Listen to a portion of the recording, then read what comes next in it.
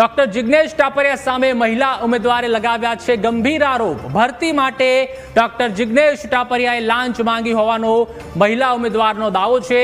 2024માં પડેલી ભરતીમાં સેટિંગ કરી આપવાનો ટાપરિયાનો જે આ છે તે દાવો સામે આવ્યો છે। મહિલા ઉમેદવારે ટાપરિયા સાથેની વાતચીતના પુરાવા છે તે પણ આ દંપતી દ્વારા રજૂ કરવામાં આવ્યા છે।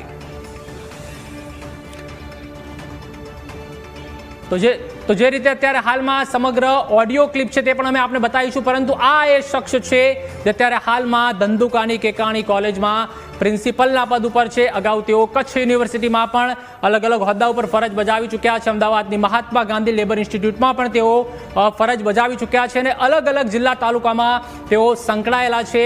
પોતાની શિક્ષક તરીકેની જે ફરજ છે, પ્રિન્સિપાલ તરીકેની ફરજ છે તેઓ પણ નિભાવી ચૂક્યા છે, પરંતુ જે એક નેક્સસ તેઓના દ્વારા ચલાવવામાં આવતું હતું તે પણ હવે ખુલીને બહાર આવ્યું છે।